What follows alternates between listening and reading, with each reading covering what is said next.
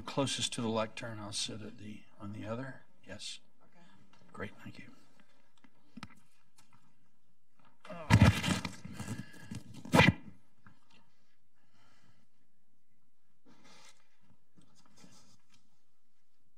Well, good afternoon and welcome to the Stern Policy Center here at Hudson Institute.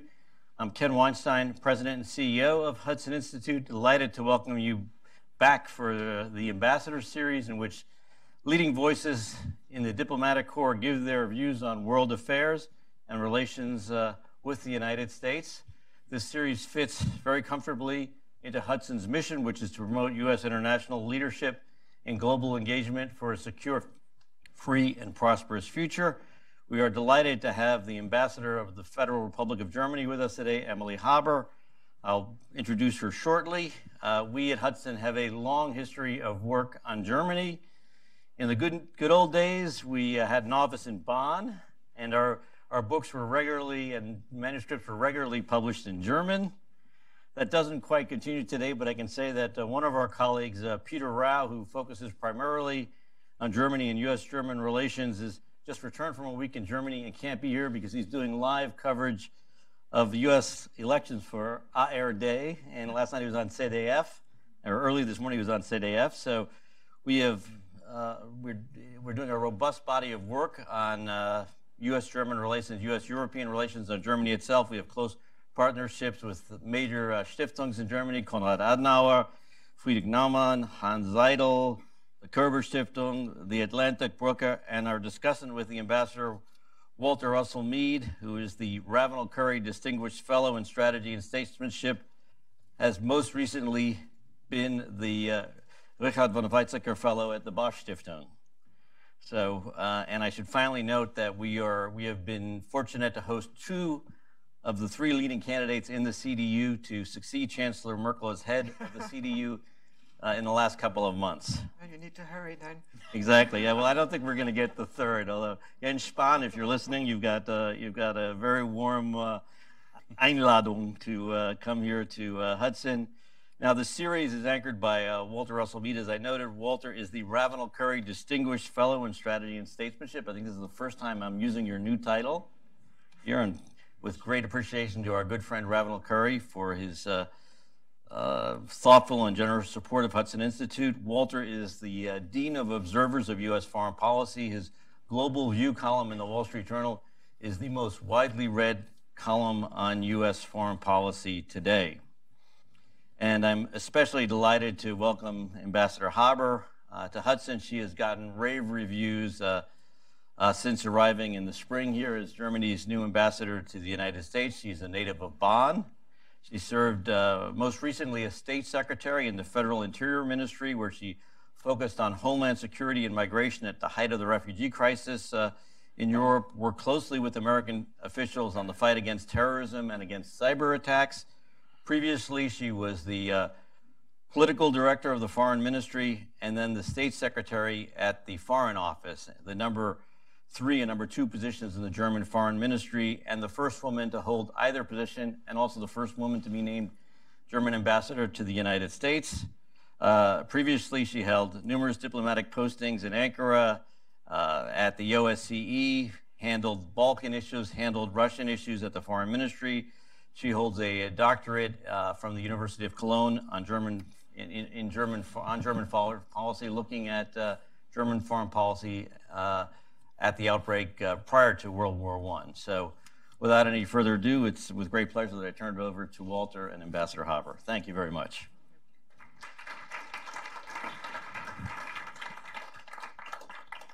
Well, thanks, and thanks, Ambassador, for coming with us today. It's always good to see you, and certainly you do an amazing job of representing Germany, and to some degree even Europe, at a time when that can be a little bit difficult in the United States. I was actually thinking of something that Chancellor Merkel said recently about German-French relations, where he said, we often start from very different positions, but we're both committed to working towards some kind of compromise.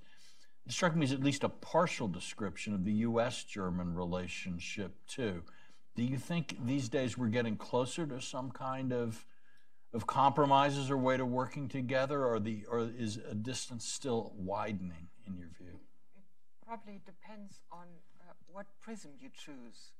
If you look at the bilateral relationship only by framing it through the issues where we don't agree or only partially agree, if you only look at, say, Iran for the moment, or burden sharing or trade issues, then you'd probably come to the conclusion that there is a trend of alienation. But it's very wrong to take that prism, because you only get part of the picture. You need, if you want to assess a relationship, you need to look at two other factors. The first one is the environment. And I'm saying that not in a static vein, but I also mean the trend of how... Oh. Perhaps I shouldn't have said that. But I hope you can hear me anyway. So you look at the environment and the trend of how this environment evolves. Look, if nowadays people like to talk about the international world order, some call it the liberal world order. What they basically mean was the system of rules and regulations that had evolved over 70 years, had constantly changed, and at the outset were two systems that were pitted against each other, and the arena of being pitted against each other was basically in Europe. Now, if you look at the trend of the development, you see today the incredible rise of China. You see, after the end of the Cold War, the re-emergence of Russia as a military power. Both are directly and indirectly mentioned in the National Security Strategy as strategic competitors of the United States. There's no more mention of the Islamist terrorist threat, although I would claim, given my experience, that you see, defeating ISIS is just it's just a moment in the history of Islamist terrorism. So I believe that was not a final check. This is the environment. And if you look at the environment, and not only the issues, you quickly come to the conclusion that we are very much in alignment. Because basically we want to defend what we stand for, we want to defend our values, we want to defend our capacity to make democratic choices, we want to defend our capacity that others make democratic choices too. And then there's a third element, and that's important too. It doesn't exist in all relationships, but it does in ours, certainly, and that is, it's the architecture of a relationship, and that is the big number of links and bonds that exist no matter whether we agree on Nord Stream or on Iran. I'm talking about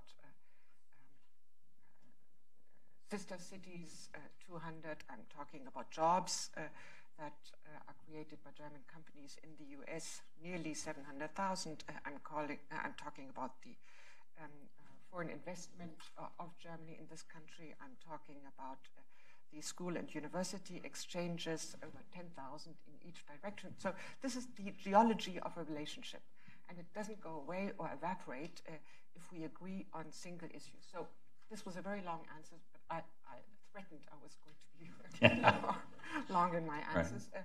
What I'm saying is, yeah, there are a couple of issues where we disagree, but the fabric and the environment is such, and it is so intense, that the cogent conclusion is we're close because we're bound to. I would agree, and it seems to me that how's this?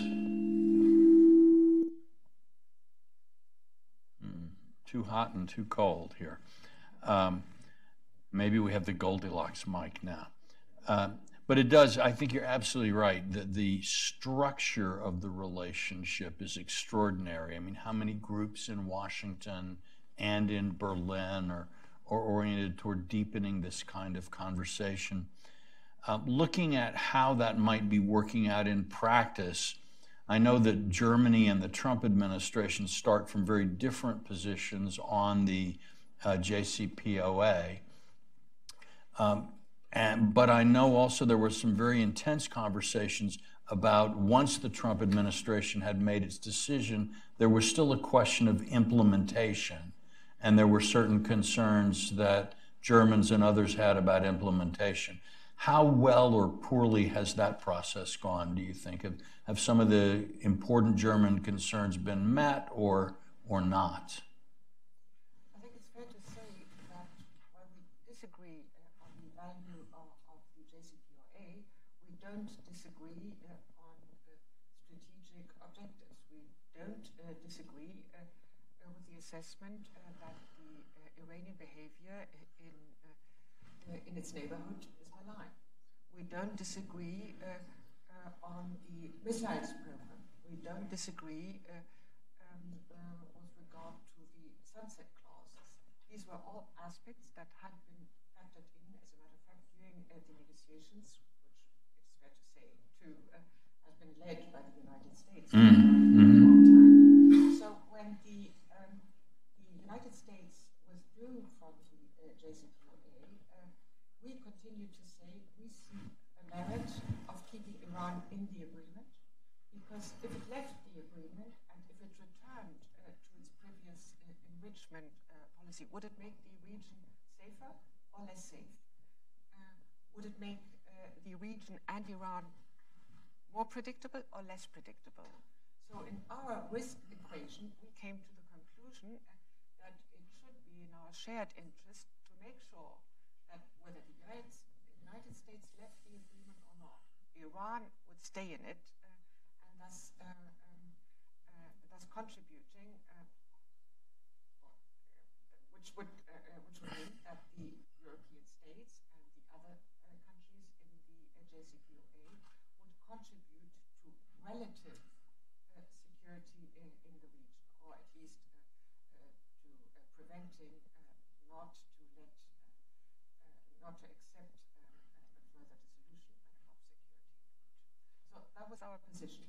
Now, if you want to keep Iran in agreement, there's got to be something in for Iran for staying in the agreement. That was what we discussed with the United States. Could we have exceptions? Could we have exceptions on humanitarian grounds? Would there be legal trade with Iran? Legal also on an American level. This was basically it. With the sanctions that have been adopted over the weekend, we still need a lot of clarity on how the humanitarian exceptions, and there are, will spell out. What will it mean for border? What will it mean with regard to the medical chemotherapies possible, etc. We don't know that precisely as yet, but there are certain openings, but the devil is in the detail. Okay, so this is still being hammered out. Our understanding is still being hammered out.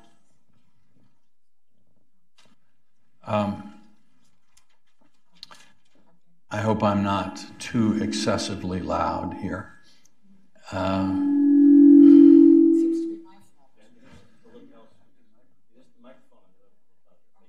Yeah, the microphone needs to be closer to your... Okay. In the early months, and maybe even a longer period than that, many foreign interlocutors, diplomats and so on, said they had a hard time getting access to people in the State Department, in the White House, to have conversations about U.S. foreign policy and relations. How would you describe, how is your access, and are you finding that it's improving, that you're actually able to reach the people that you need to reach? The access was good from the outset. Okay, so from the German end, it was always good. Yes. All right, good to hear. What politics are changing both in the U.S. and the EU. We're still digesting our most recent election. You've had a couple of regional elections in Germany recently that at least interpreters are saying weakened the standing of the coalition. What's your sense of how German internal politics might be affecting German foreign policy in the coming months? There's the perception issue, and then there's the facts issue. Now, frankly, if a party chair changes after I don't know how many years, is that a sign of weakness, or is that a positive sign of democracy in action? I would just look at it that way. It's the fourth tenure of the Chancellor. She's been party chair for very, very many years. And democracy sometimes changes either occur or the writing is on the wall. That's it. So you don't at this point see much impact of German internal politics on foreign policy? I don't see a foreign policy change imminent with this coalition or any other. All right. As the Italian situation seems to be heating up, at least as far as one can tell, the Italians seem determined to go ahead with their proposed budget. The EU has been very clear on its stance, and we're seeing a little bit more instability in the financial markets. How will Germany try to play a role in this? Germany has taken care in this issue to make sure that the leading role is not with Berlin. The leading role on the issue is with Brussels. That's how it should be. I seem to be a major. Yes. Germans and technology, it's always a problem.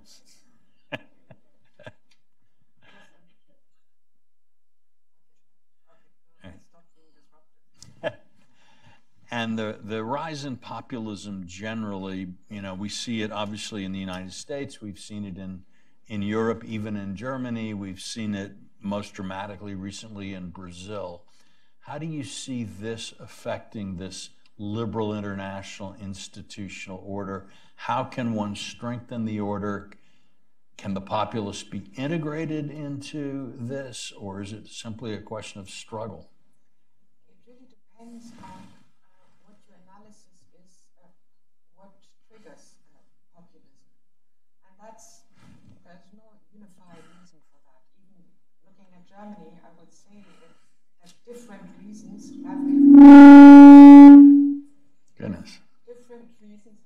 rise to populism in different regions of Germany.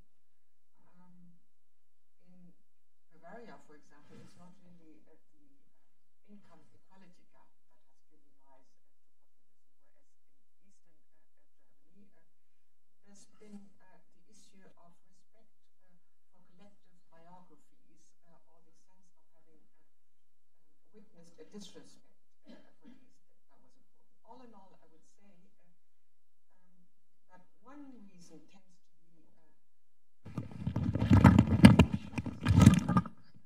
growing sense that in our hyper-connected world, in the European Union, in globalization, that the space for national sovereign Okay. Next step. Now this looks like a weapon.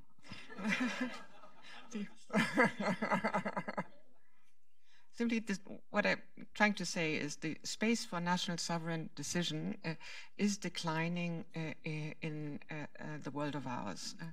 And that played a role. I witnessed it during the migration crisis, when people felt what happened, that expectations, they wanted their governments to react, but the space for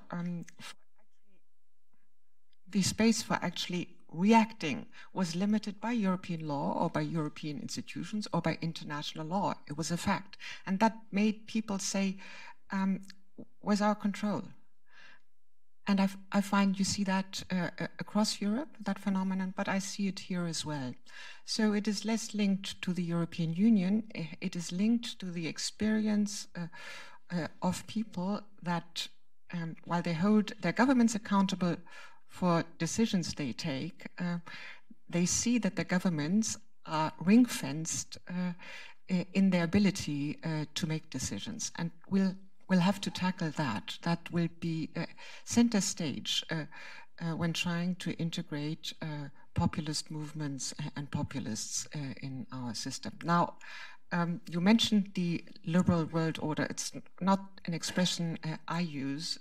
Actually, it's been used only since 2012. No one at the time, when the world order slowly evolved, thought of calling it liberal before. But it's true.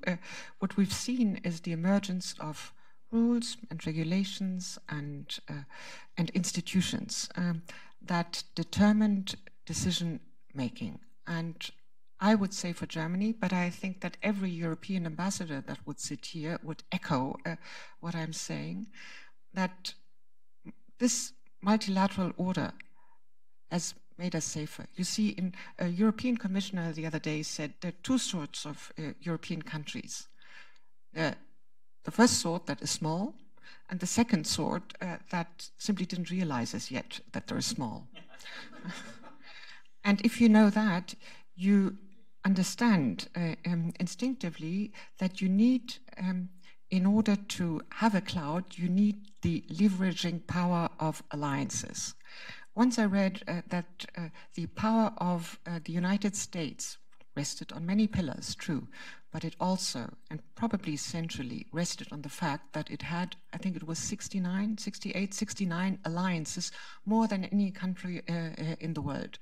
So your question was, can we sustain it? My answer is every European would tell you we need to sustain it because our power and our capacity to defend what we stand for will depend on it.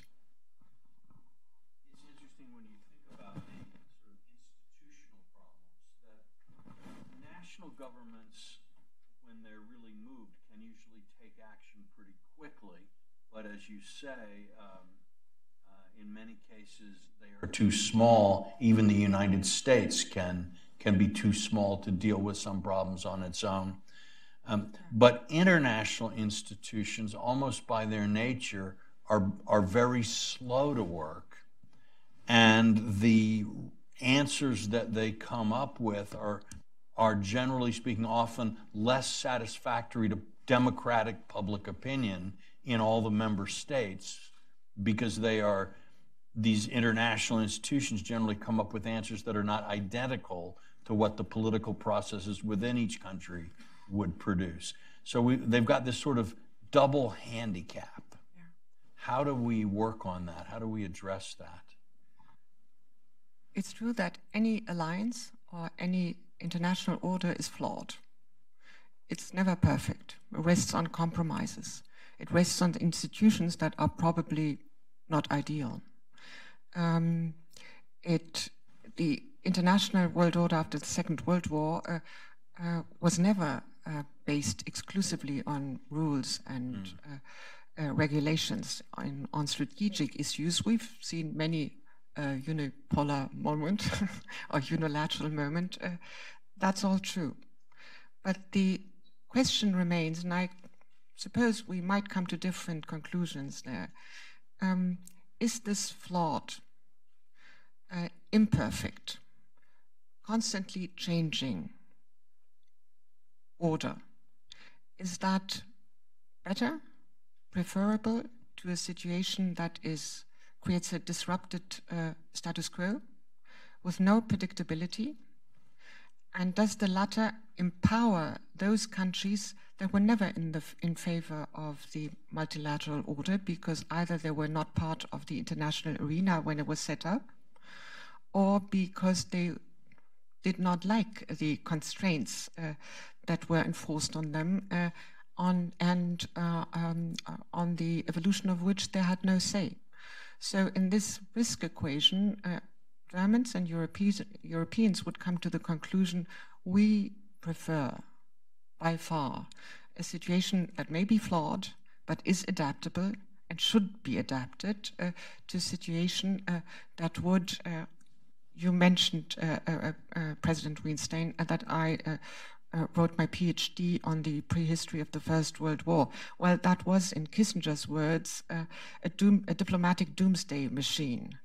And the return to any sort of diplomatic doomsday machine, I would find extremely dangerous. But it's not what we're seeing, actually. What I see today is a sort of mixture of unilateral, bilateral, and eclectic multilateral approaches. The worry of mine is only that once you start a downhill road in disconstructing the existing system of rules and institutions, then you undermine the legitimacy and the credibility of it, and also the legitimacy, credibility of the alliances that mainly drive it. I want to emphasize, by the way, that these topics you're talking about are very much at the center of Hudson's interest as an institution, that the health of the U.S. alliance system has always been a kind of at the forefront of Hudson's approach. So these are things we are thinking of, and we look forward to kind of continuing the discussion, because I think one problem that is helping to drive the populism and stressing international alliances is that the post-Cold War era, the Cold War era was a period of relative stability both in international lives, where you had the durable bipolar system, and somewhat stable in terms of the economic situation in member countries once the economic miracle had taken place in Europe, so that people experienced both a lot of economic security in their own lives, and the international order wasn't having to constantly adjust to dramatic changes. Now that we have both of these, we have less stability and security in people's international lives, and the international order is being hit from more directions by more shocks. This places a lot of strain on international institutions and forms of cooperation. It occurs to me, but I may be wrong, that you embellish what has happened in the past. Do you really think seriously that people were confident and trusted the stability during the time of the Suez Crisis? Do you seriously believe that people did not fear that the Berlin crisis would go out of hand, the Cuban crisis? I think we've seen many, many dangerous moments, but where I would agree is that the system had rested on a tight web of constraints that all actors concerned, and certainly the strategic competitors, accepted. If that tight web of constraints is fading away or dissolving, then predictability of your competitors becomes something that, you see, you always have to wage on. Yes. That's dangerous. Well, I can certainly remember some of these moments you're talking about. Suez I can't remember, but I can remember being terrified in the Cuban Missile Crisis as a 10-year-old, and the Berlin crisis, where you saw that picture of the American and Soviet tanks. But there it was always the same enemy, in a sense. You didn't have, so when we see Turkey so kind of wandering off on a completely different tangent, that's both that changes the nature of an institution like NATO in ways that are really quite difficult for a bureaucratic, rule-driven organization to respond to. And it's those sorts of challenges that I think are worth thinking about now. That's true. The world was, shall we say, two-dimensional at the time, and it has acquired many more dimensions in the meantime. It's not only Turkey, there's so many emerging, either powers or failing states. That's a huge threat too. And then there are the large competitors, strategic competitors on the world stage. I agree with that. That makes predictability somehow multidimensional task or challenge. How to deal with it? Well, my answer would be what not to do. If the largest democracy in the world, with the largest... India, you mean. If the big... Let's put it differently then. If the most powerful country in the world, which happens to be a democracy, with its alliance, which happen to be democracies, are making the point that human rights, democracy, democratic rights are center stage, and they will uphold them in the rest of the world, that will be something that other countries, other actors will carefully factor in, and they will carefully gauge what the United States and its alliance would tolerate and what not, and they would adjust their behavior to that.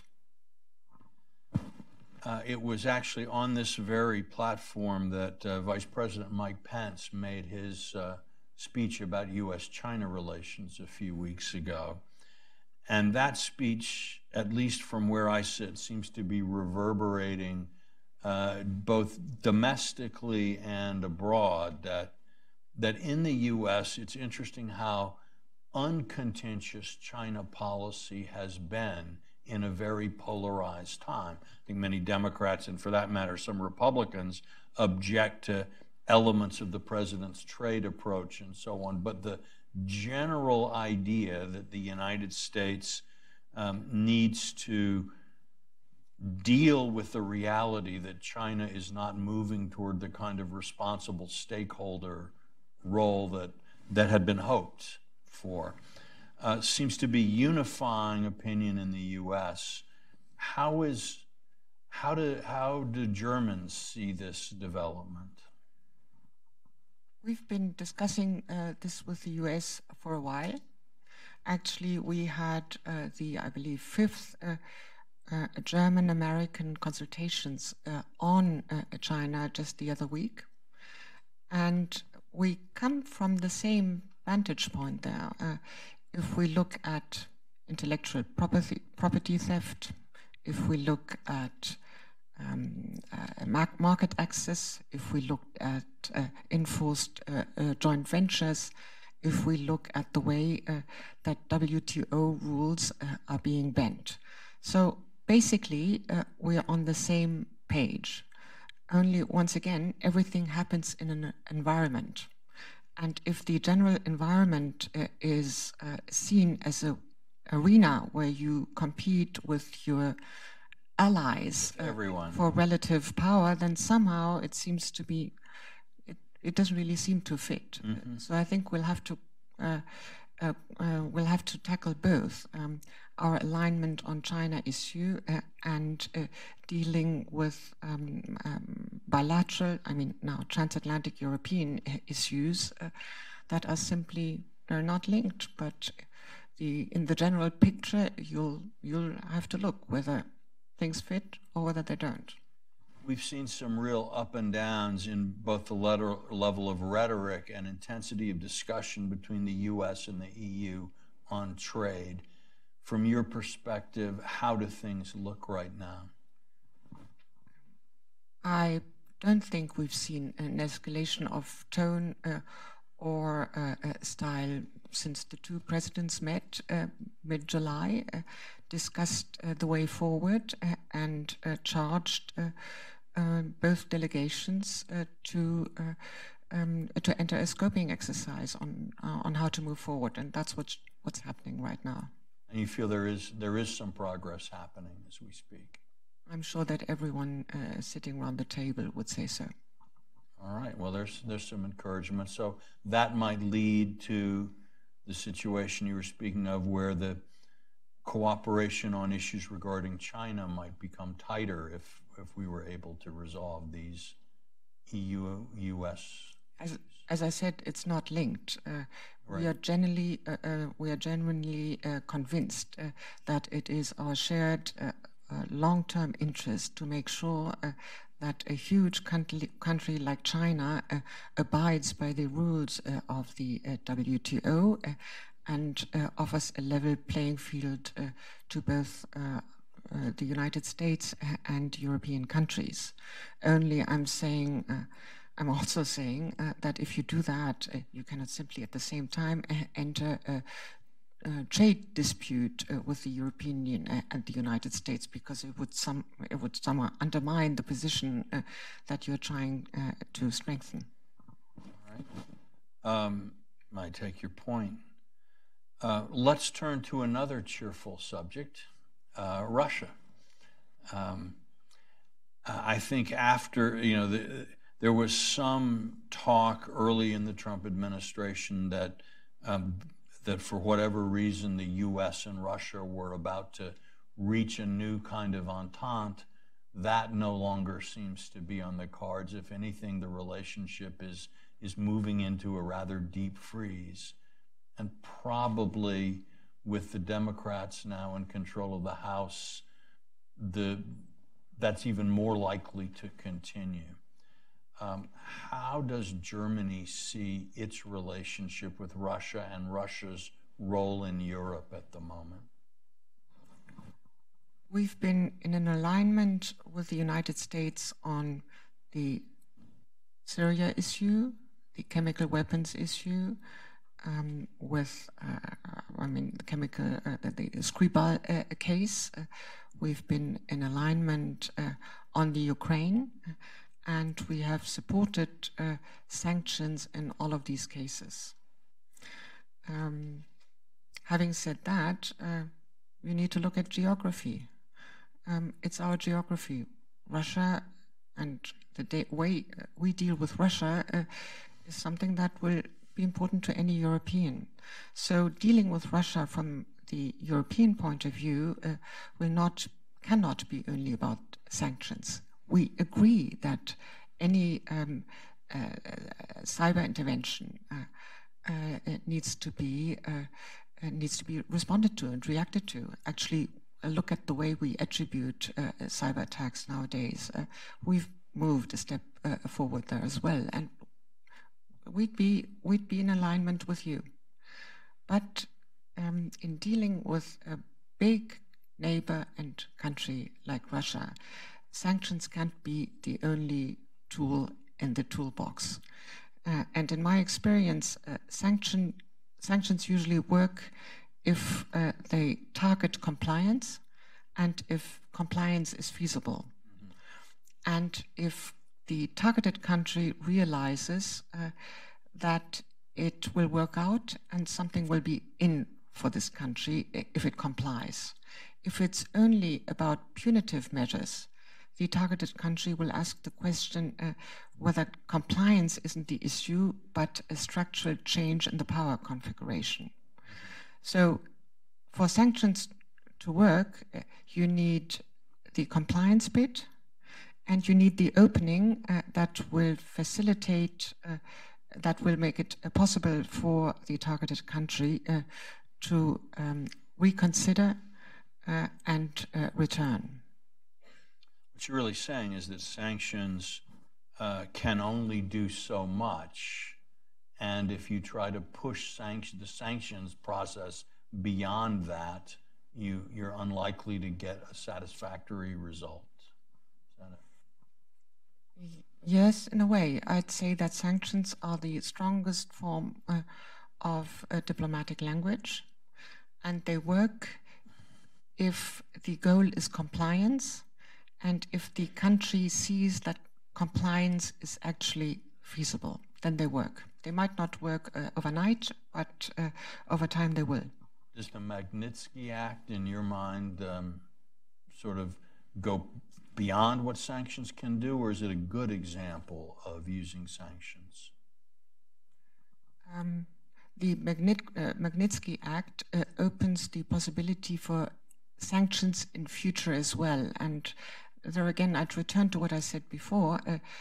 Countries will study it, and draw their conclusion and adjust or adapt their behavior. Okay. What about Russian activity in the EU, where it, and to some degree also increasingly China, are building economic and political relationships that in some way might compromise the unity of the EU or governance in parts of the EU? Do you see this as a problem? They're certainly trying to do so, but it depends on the resilience of countries.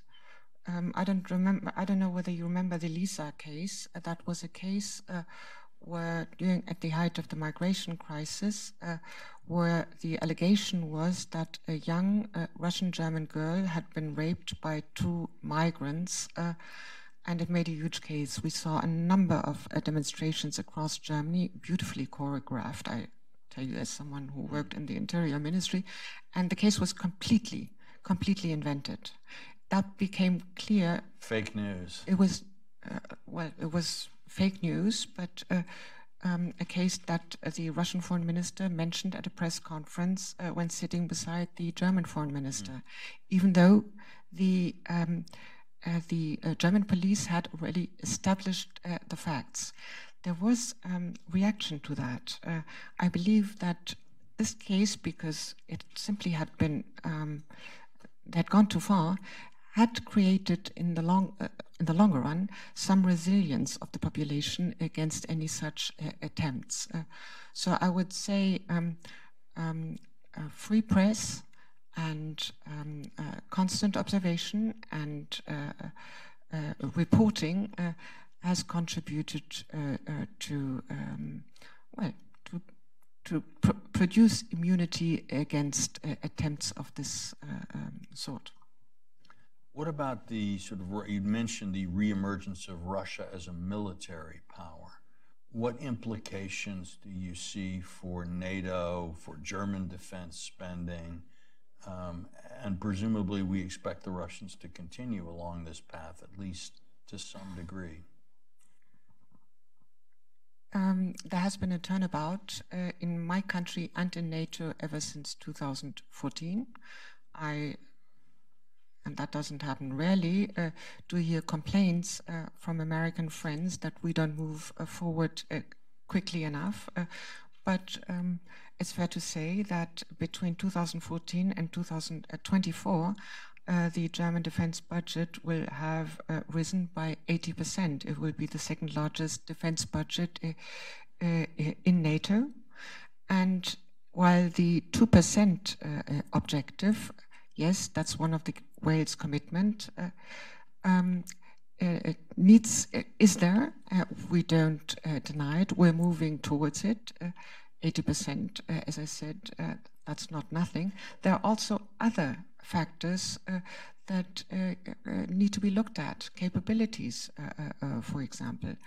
The readiness initiative, what we do in terms of air policing in the Baltic states, being a framework nation for the very high readiness task force, being offering the command structures in Ulm.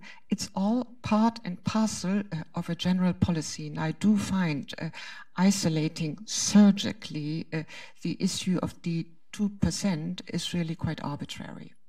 Mm-hmm. Yeah, I suppose it's just such an easy benchmark to look at that people focus on it the way that they do. But while a country like Germany puts all its capabilities, military capabilities at NATO's disposal, the observation is in place that other countries don't. Mm-hmm. So you would argue that the U.S. may be spending less than 2% on NATO itself, if one looks at it carefully? I would certainly not argue that. Just checking. All right. Well, I have enjoyed a chance to ask an ambassador some questions. Is there anybody here who has a question you would like to ask? And again, I would remind you that a question is a short statement that would be punctuated if written by a question mark at the end. Please identify yourself we have microphones? Yes.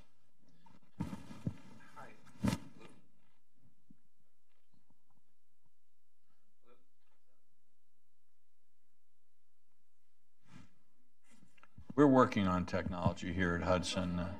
This whole sound amplification thing is complex. Hi, Brett Fortnum with Inside U.S. Trade.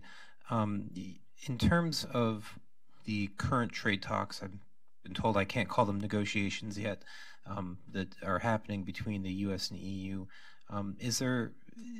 There seems to be a sense that not all the EU member states are on the same page in terms of how to move forward. There's the July joint statement that said that where there's an agreement to move forward on a potential trade deal on industrial tariffs and subsidies.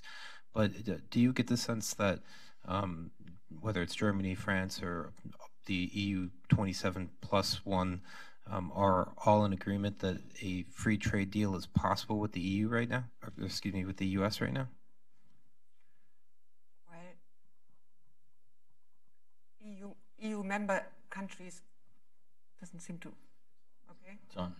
EU member countries are never on the same page. That's the beauty of an international alliance or an international organization or institution, where compromises are being hammered out and need to be hammered out because people come from different, and countries come from different vantage points, have different interests, and possibly different objectives. But at the end of the day, a compromise will emerge because everyone knows that they need one, that it will not be perfect, that it will not mirror in its entirety the national interests of one country alone, but it will be better than anything else. That's the way the EU functions. Okay, sir? This gentleman here, bring him a microphone.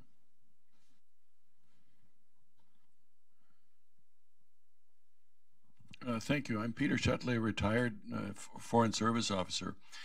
Two questions. Your embassy is one of the key organizations that links the U.S. to the German government. And my question is, what's the hardest thing about American politics for you to explain to the German government? And my second question is, we in the U.S. have had major difficulty and challenges in deciding our cyber policy as part of national security, how offensive to be, etc. My question is, where is the German government on your cyber policy?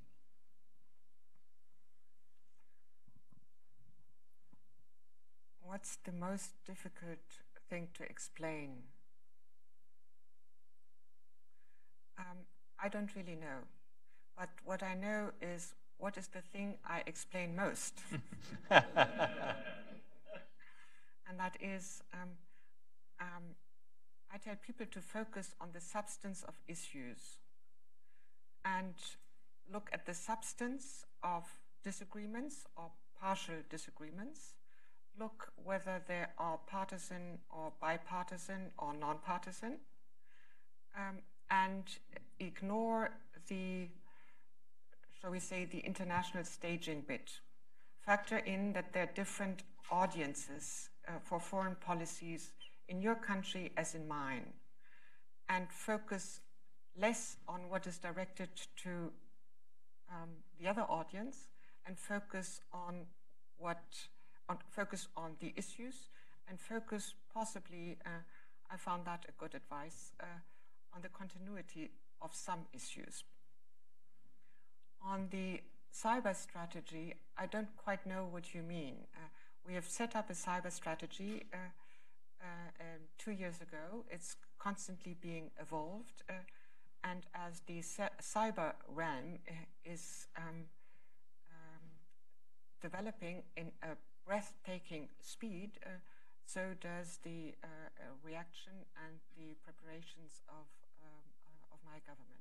If that was your question, I could give you a couple of examples. Okay.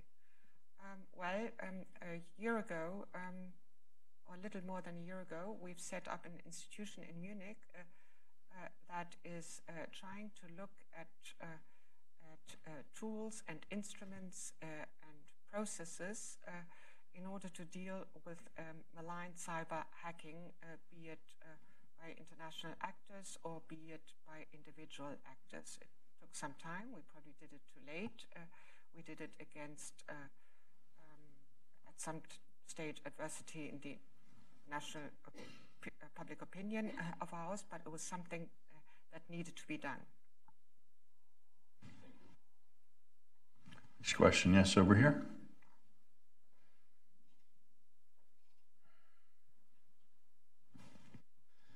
Austin Dohler, Center for European Policy Analysis.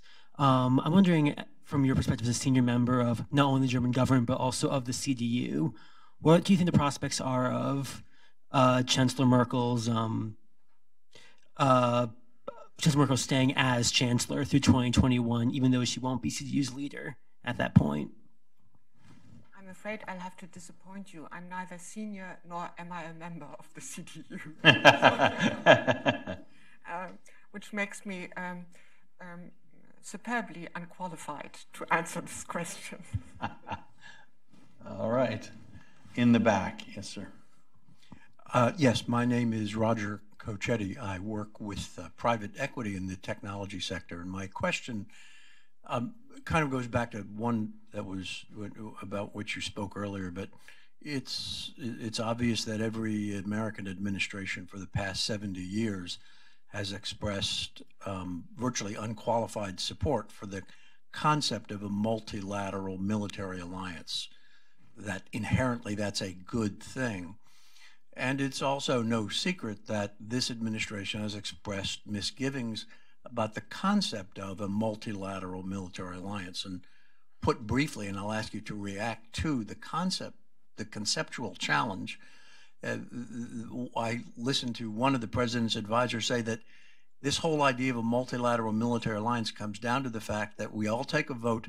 All those in favor of the United States doing more and us doing less, raise your hands. It's unanimous. We've all agreed, and that's how multilateral military alliances work. Obviously, that's fundamentally different from everything the United States has expressed for the past 70 years. So I thought it'd be useful, since you're really in the middle of it, to comment on the conceptual challenge to multilateral military alliance and the role that the United States, as by far the largest participant in it, should play. Thank you. Well, I don't think that the United States joined or founded a military alliance out of charity or out of misguided idealism. They founded the alliance because they thought it was best suited to advance both American interests and democracy abroad. And actually, it suited American and allied interests very well. I do agree with you that the relevance of an alliance depends on the credibility and on the coherence, which will give it legitimacy and clout in the eyes of those that are, shall we say, at the receiving end, or not the receiving end, but are pitted against this alliance. Any undermining of the relevance of the alliance or of what it should do will be carefully analyzed and gauged by other countries around the world, and it will have an effect. I agree with you too that maximizing power by leveraging alliances has been center stage for American foreign policy in the past decades, as it has been for European policy. I continue to think that this remains relevant and true and necessary. And I am surprised to what degree, and now I'm not talking about NATO, but also about the European Union. You see, Europeans ask themselves if nowadays bilateralism is the preferred strategy of the United States with regard to the EU. And that is something that Russia would certainly agree with. They see the effects.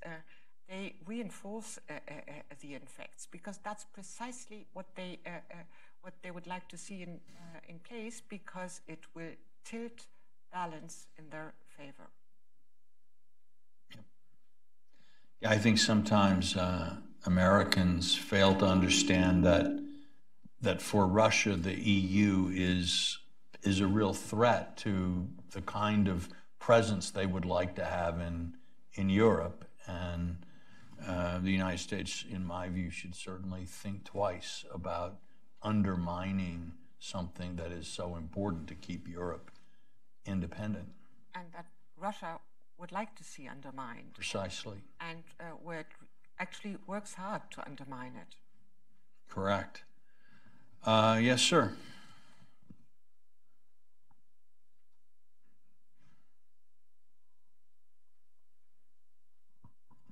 Thank you. David Benowitz, I'm retired. And on this topic, I was wondering about the current German government view of Brexit. Are you hoping or expecting a new referendum or perhaps parliamentary overturn, or do you expect that England will be exiting the EU?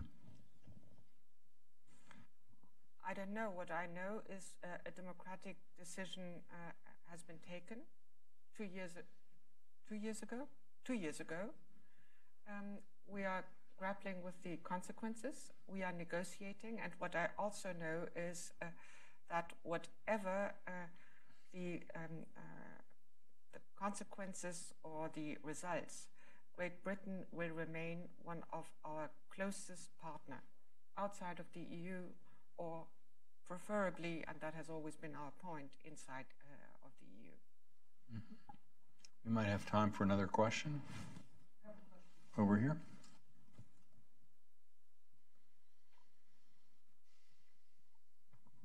Thank you, Your Excellency.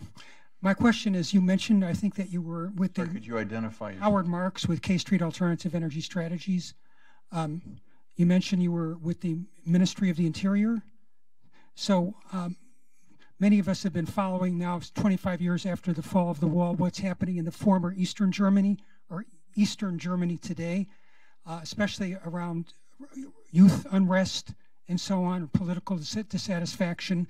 Maybe if you could spend a few minutes with us to discuss what is the current situation regarding the economy and full integration in the former East Germany, and then also with what the situation is with extremism in that area. Thank you. At the outset, I would like to direct your attention to a poll I've seen, I think 7 days ago or 6 days ago, in which 70% of Germans said they were very satisfied with their financial situation. Actually, it was before the elections in Hesse. I just noted it because I thought it was indicative. It was indicative of a stability that we would not necessarily note if we just look at the political debate in my country.